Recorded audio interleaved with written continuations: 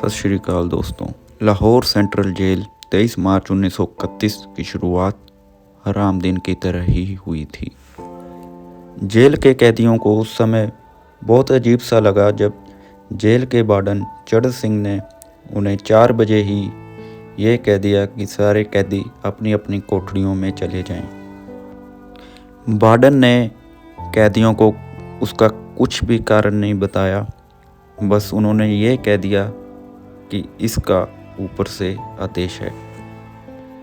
थोड़ी देर बाद ही जेल का जो नाई बरका था वो हर कमरे के पास से गुजर के ये बता रहा था कि आज भगत सिंह, राजगुरु और सुखदेव को फांसी दी जाएगी।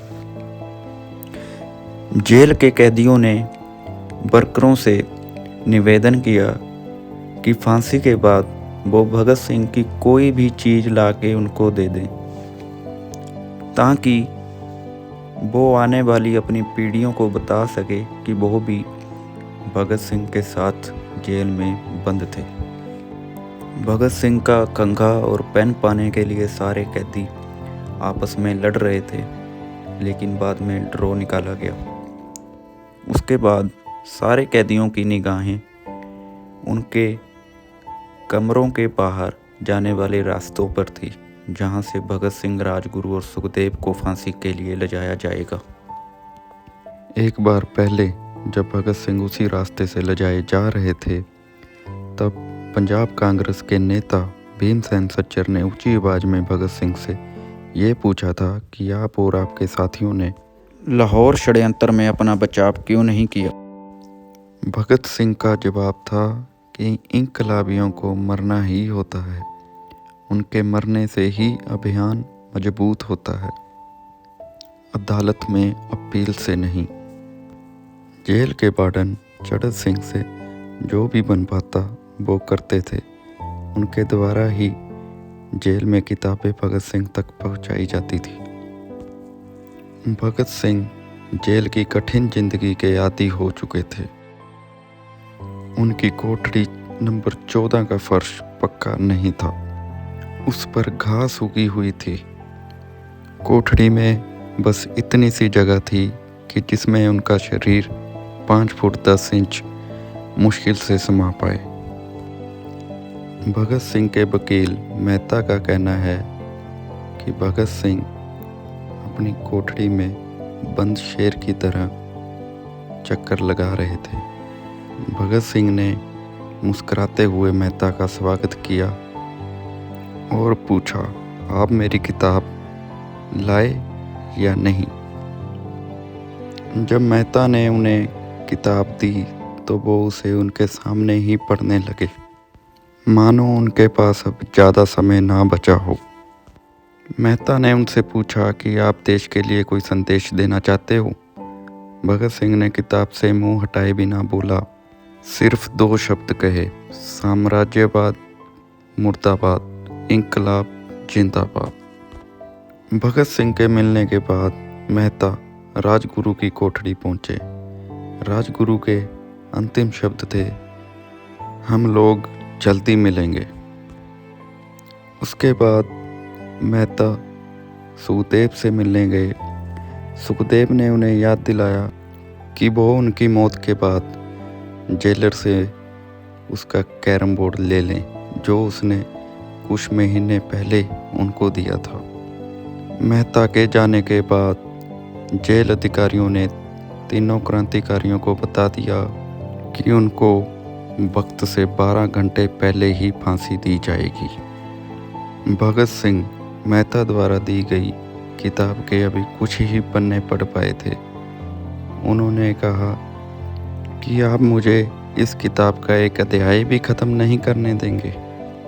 भगत सिंह ने जेल के मुस्लिम कर्मचारी बेबे से निवेदन किया कि वो फांसी से 1 दिन पहले उनके लिए घर से खाना ले आए। बेबे उनकी ये इच्छा पूरी ना कर सके क्योंकि भगत सिंह को 12 घंटे पहले ही फांसी देने का फैसला ले लिया गया था। थोड़ी देर बाद भगत सिंह, राजगुरु और सुखदेव को उनकी कोठरियों से बाहर निकाला गया और फांसी की तैयारियों के लिए ले जाने लगे। फिर एक एक करके इन तीनों का वजन लिया गया। सबके वजन बढ़ चुके थे। फिर इनसे कहा गया कि अपना आखिरी स्नान कर लें। फिर इन तीनों को काले कपड़े पहनाए गए, लेकिन मुंह नंगा रखा गया। उसके बाद उनके हाथ और पैर रस्सी से बांध दिए गए। तीनों के ही चेहरे पे एक मुस्कुराहट थी।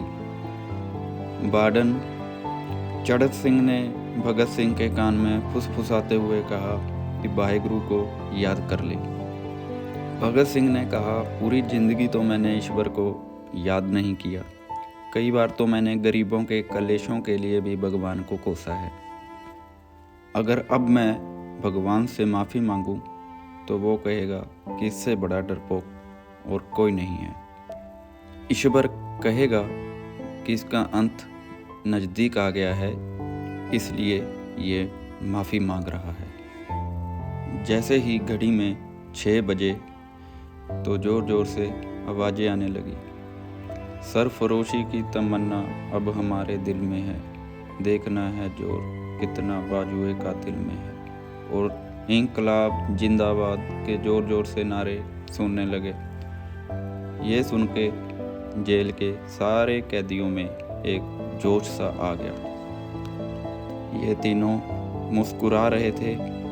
भगत सिंह अपनी माँ को दिया गया वादा पूरा करना चाहते थे कि वो फांसी के तख्ते से इंकलाब जिंदाबाद का नारा लगाएंगे। कहते हैं कि भगत सिंह ने इतनी ज़ोर से नारा लगाया कि उसकी आवाज़ जेल के साथ वाले घरों तक सुनाई दी गई। ये सुन के जेल के बाकी कैदी भी ज़ोर ज़ोर से नारे लगाने लगे थे। सुखदेव ने सबसे पहले रस्सी पे लटकने की बात कही। फिर एक एक करके तीनों को फांसी दे दी गई। कुलदीप नैयर अपनी किताब में लिखते हैं, एक जेल अधिकारी पे फांसी का इतना प्रभाव पड़ा, जब उसको कहा गया कि मृतकों की पहचान करे तब उसने ये सब करने से इनकार कर दिया। उसे उसी वक्त वहाँ से निलंबित कर दिया गया। पहले गौरी सरकार ने ये योजना बनाई थी कि इन तीनों का अंतिम संस्कार जेल के अंदर ही किया जाएगा, लेकिन बाद में इन्होंने इस पे विचार किया कि अगर जेल से उठता धुआं बाहर खड़ी भीड़ देखेगी तो वो जेल पे हमला बोल देगी। फिर जेल की पिछली दीवार तोड़ी गई और एक ट्रक को जेल के अंदर पीछे से बुलाया गया और बहुत अपमानजनक उन तीनों के शरीरों को ट्रक में फेंका गया। फिर उन तीनों के मृतक शरीरों को फिरोजपुर के पास सतलुज के किनारे लाया गया। उस समय रात के 10 बज चुके थे। अभी उनके शरीरों को जलाया ही गया था, तभी गौरी सरकार ने देखा कि लोग बहुत तेज उनकी तरफ आ रहे हैं। ये देख के ब्रिटिश सैनिक मृतक शरीरों को ऐसे ही छोड़ के भाग निकले। उन आधे जले शरीरों का गांव के लोगों ने सारी रात जाग के पहरा दिया। अगले दिन दोपहर में ब्रिटिश सरकार द्वारा लाहौर के कई इलाकों में ये नोटिस चिपकाया गया कि इन तीनों का हिंदू और सिख रीति रिवाजों से अंतिम संस्कार कर दिया गया है। ये खबर सुन के लोगों ने ब्रिटिश सरकार की कड़ी निंदा की। उनका कहना था कि अंतिम संस्कार तो दूर, वो उनके शरीरों को आधी अधूरी हालत में चलते हुए छोड़ के भाग गए थे। इन तीनों के सम्मान में 3 मील लंबा लाहौर में एक जुलूस निकाला गया, जो अलग अलग इलाकों में होते हुए गुजरा था। पुरुषों ने अपने अपनी बाजुओं पे काली पट्टियां बांध रखी थी और महिलाओं ने कालियां साड़ियां पहन रखी थी। सभी लोगों के हाथ में काले झंडे थे।